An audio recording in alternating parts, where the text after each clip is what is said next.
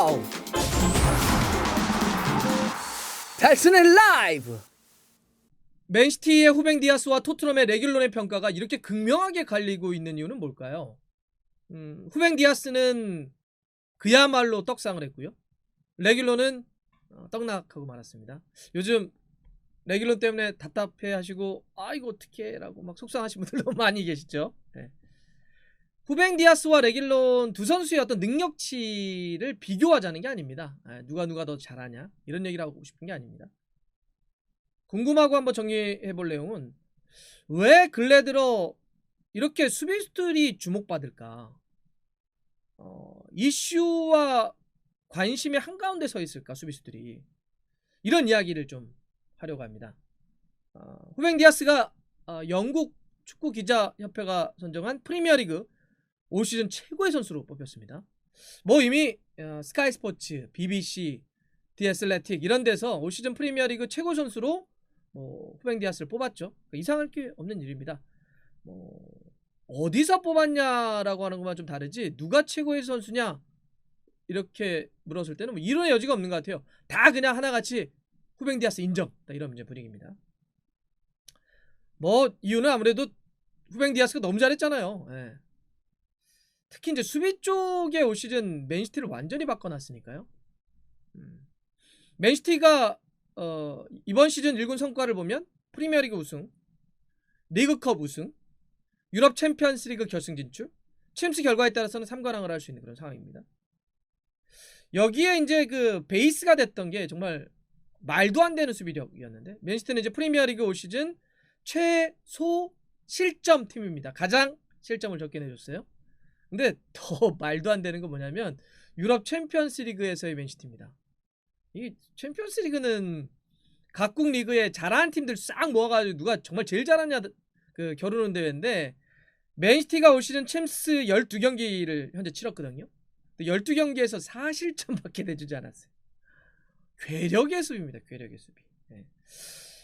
여기에 중심에 이 벤피카에서 올 시즌 시작하고 나서 건너와가지고 맨시티의 수비를 완전히 바꿔놓았던 사나이 이 후뱅 디아스가 있는 거죠. 그러니까 이렇게 최고의 선수로 평가받는 건 어쩌면 좀 당연합니다.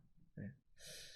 또 옆에 파트너 그 전만 하더라도 불안하다라고 하는 평가를 받았던 존 스톤스마저도 완전히 다른 사람을 만들어버렸잖아요. 이런 걸 봤을 때 후뱅 디아스의 영향력은 절대적이었고 압도적이었다 이렇게 좀 말씀드릴 수가 있습니다.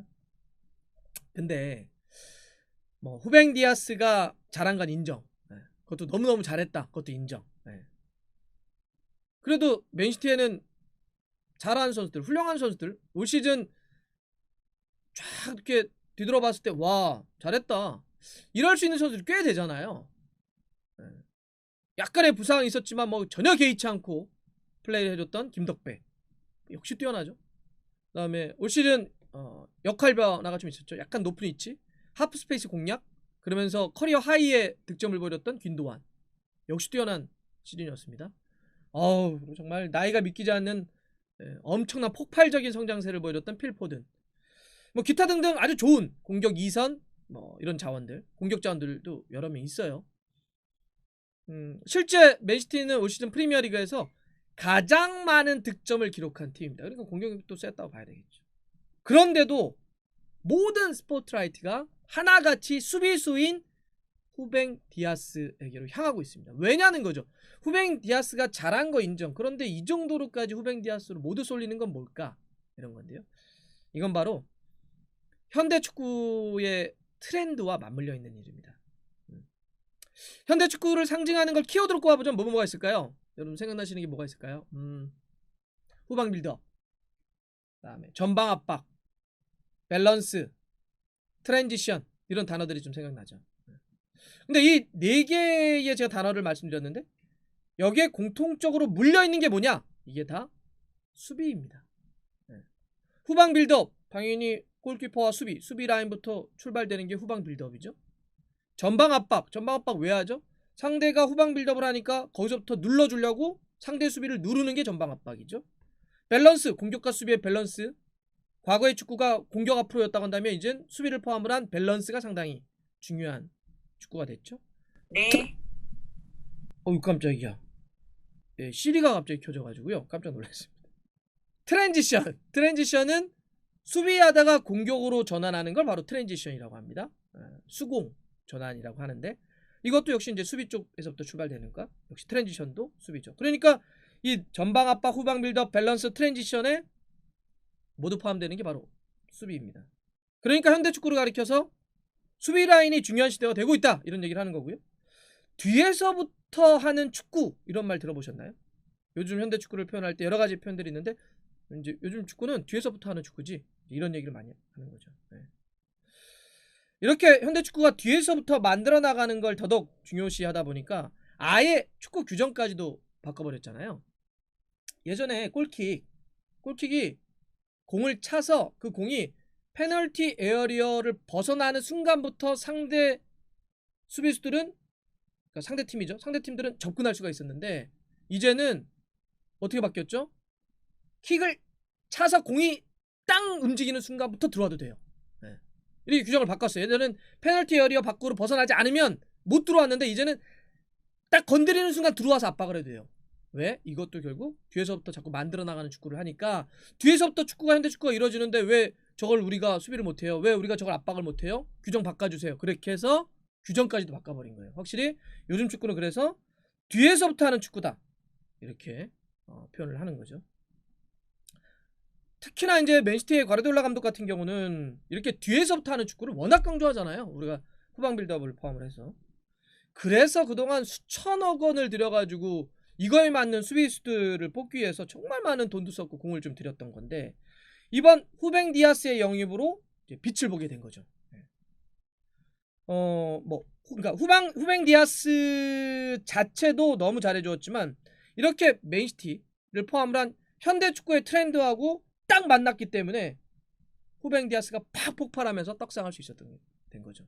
개인도 잘했지만 역시 때를 잘 만나야 되는 거예요. 시대를 잘 만나는 거죠. 흐름을 정말 제대로 탔습니다. 이런 이거를 운때라고 해야 될지 모르겠지만 이런 트렌드와 굉장히 잘 맞물려 들어가면서 후뱅 디아스가 팍 폭발했다. 근데 이거는 비단 맨시티만의 일은 아니죠. 많은 팀들이 다 그러는데 리버풀이 반다이크 때문에 웃고 울었던 것도 바로 이와 같은 흐름과 맞물려 있던 거죠. 네. 클럽 감독이 개개인 프레싱을 한다고 쳤을 때 라인을 굉장히 높게 유지하기 때문에 결국 뒤가 불안하기 때문에 안 돼요. 이 축구가. 그런 축구를 하더라도 다 뒤가 중요해요. 뒤가. 그래서 반다이크를 영입을 했을 때 우승을 포함을 해서 확 리버풀이 올라갔다가 올 시즌 반다이크를 포함해서 수비수들이 다 무너지니까 굉장히 어려운 시즌을 보내고 있는 거죠. 물론 막판에 좀 뒷심발이 하면서 다시 4위까지 올라갔지만 이렇게 리버풀이 반다이크 때문에 희비가 갈렸던 것도 요즘 트렌드하고 맞물려 있는 겁니다. 이렇게 전방 압박, 후방 빌드업 이런 거는 이제 특정 팀만의 소유가 아니에요. 이걸 안 하는 팀은 없죠. 약간의 정도와 그 형태가 좀 다를 뿐 이건 기본적으로 모든 팀들이 다 하는 겁니다. 그래서 요즘 이적 시장에서 좋은 수비를 찾기 위해서 거의 웬만한 모든 팀들이 막 엄청난 거액의 이적료를 막 이렇게 싸들고 와가지고 수비수 살려고 하는 거죠. 자, 그럼 토트넘으로 한번 가볼까요? 네. 토트넘은 참 희한한 팀이에요. 진짜. 여러분들 한번 생각해보세요. 올 시즌 프리미어리그 전체 선수들 중에 공격 포인트 1위와 3위가 다 한 팀에 있어요. 토트넘에. 1위 케인, 3위 손흥민. 아니 공격 포인트 1, 3위가 한 팀에 있는데 이 토트넘의 순위가 지금 막 7위도 간당간당한다? 챔스 탈락은 확정됐고 유로파 리그도 못 나갈 수도 있다? 이거 웃기지 않아요? 그렇죠? 네. 이거를 어떻게 설명할 수 있느냐 이런 거예요. 네. 이렇게 토트넘이 공격 쪽에 거의 탑 클래스를 2명이나 갖고 있으면서도 굉장히 순위가 좀 떨어져 있는 건 바로 수비예요. 네. 결정적인 문제죠. 수비 그 자체가 불안하기도 하죠. 한 명 한 명을 떼어놔도 불안하기도 하지만 이거는 사실 앞서 이야기한 현대축구의 트렌드하고도 역시 맞물려 있는 거예요. 현대축구가 다 뒤에서부터 하잖아요. 뒤에서부터 만들어 나와야 되는데 뒤에서 만들어 나가는 못하니까 공격도 안 되고 수비도 안 되고 아무것도 안 되는 거예요. 자, 후방 빌드업을 잘하나요? 토트넘이? 아니죠. 아니면 상대가 전방 압박 들어왔을 때 탈압박을 잘하나요? 그것도 안 돼요. 네. 그러니까 우리가 토트넘의 수비를 보면 항상 불안한 게 후방 빌드업도 안 되니까 공격의 시작점이 불안하니까 공격도 잘 안 풀리는 경향들도 나타나고 상대가 전방 압박 들어오게 되면 불안하니까 또 수비도 불안하고 네. 이렇게 좀 나타나고 있는 거죠. 이게 풀백도 굉장히 큰 문제예요. 수비 라인의 양쪽 측면에 있는 풀백들. 풀백들의 경우도 이 현대 축구의 제가 트렌드 중에 하나가 트랜지션. 수비하다가 공격으로 전환하는 거라는데 여기서 이걸 또 책임져주는 선수들이 수비 라인 중에서도 또 풀백이잖아요. 이 선수들이 오버랩, 우리 오버래핑이라고 하는데 아니면 뭐 언더래핑도 좋습니다. 공격적으로 쫙 올라가는 걸 통해서 트랜지션을 빠르게 가져가지고 정교하게 가져가지고 위협적으로 가져가야 되는데 이게 약한 거고 그러니까 이 트랜지션도 좀 잘 안 풀리죠. 네. 그리고 또 여기서 뭐가 있냐면 숫자 싸움이라고 하는 게 좀 있어요. 숫자 싸움. 공격을 할 때는 풀백들이 올라가서 공격의 숫자를 늘려줘야 되고 수비할 땐 빠르게 내려와서 수비 숫자를 늘려줘야 돼요. 어차피 경기장의 크기는 똑같아요. 그러면 같은 경기장에서 같은 숫자의 싸움 선수들이 배치돼서 싸운다고 한다면 11명 11명 그러면 누군가는 빨리 움직여주고 트랜지션을 해줘야 숫자 싸움에서 유리하게 되는 거 아니에요? 결국 축구가 일종의 땅 따먹기 형태이기도 하고 숫자 싸움이기도 하는데 이거를 좌우하는 게 풀백이란 말이에요. 근데 풀백이 약하니까 이것도 안 되는 거예요. 그리고 제가 아까 이제 밸런스라고 하는 말씀도 좀 드렸는데 레길론이 또 안 좋은 건 뭐냐면 이 밸런스인데 앞에 얘기했던 숫자 싸움하고도 비슷한 얘기지만 공격을 지나치게 가다 보니까 밸런스가 깨지는 거예요. 그러면 수비가 불안하니까 위에 있던 손흥민을 포함한 내려와서 또 수비 커버를 해야 되고 자기가 또 어느 정도 올라와서 아니면 빨리 내려와서 밸런스를 잡아줘야 되는데 이게 안 되는 거예요. 그러니까 다른 선수들이 죽죠. 이런 밸런스의 문제가 있는 겁니다. 이게 다 현대축구의 트렌드에 지금 토트넘 수비수들이 제대로 못해주고 있는 거고 여기에 맞지 않기 때문에 레길론이 더 많은 비판을 받고 있는 거죠. 그러니까 후뱅 디아스와 레길론을 이야기할 때 두 선수의 기본적인 어떤 기량, 뭐 경쟁력 이런 것도 있겠지만 현대축구의 트렌드와 누구는 맞물려 있고 누구는 맞물려 있지 않은 겁니다. 이게 어찌 보면 굉장히 중요한 포인트다. 예전 축구는 확실히 공격수들이 많이 주목받았죠. 우리 옛날 축구하면은 그냥 상징적으로 펠레, 마라도나 다 공격수들이죠. 1990년을 거치면서 판타지스타라든지 미드필더들 상당히 각광받았죠. 뭐 지단, 루이스 피구, 뭐 조금 지나서 이제 피를로와 같은 선수들.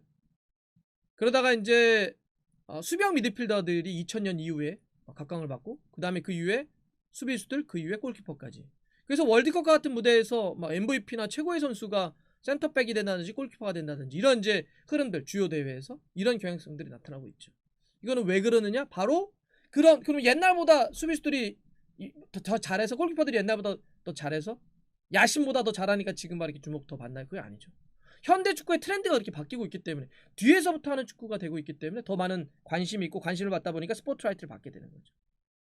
그래서 이게 요즘 팀들이 좋은 뒤에서부터 풀어나갈 수 있는 선수를 뽑으려고 그렇게 애쓰는 거예요. 네. 수비가 중요합니다. 점점 더 중요할 거예요. 이거는 현대축구의 트렌드와 맞물려서. 물론 공격도 당연히 중요하죠. 뭐 공격이 중요하지 않다는 얘기가 아닙니다. 네. 근데 수비가 안 되면 수비에서부터 공격도 출발되고 상대의 전방 압박도 막는 것도 수비이기 때문에 이게 불안하면 공격과 수비 다 안 돼요. 그래서 공격을 잘하기 위해서라도 수비가 좋아야 된다는 거고 이런 이유 때문에 올 시즌만 놓고 보더라도 후뱅 디아스는 완전히 떡상하고 레길론은 완전히 떡락하는 거죠. 이게 그냥 단순히 두 선수만의 비교가 아니다. 현대축구와 트렌드와 확실히 맞물려 있다. 이런 걸 보여주는 대표적 사례가 이번에 후뱅 디아스와 레길론인 것 같아서 말씀을 좀 드렸습니다.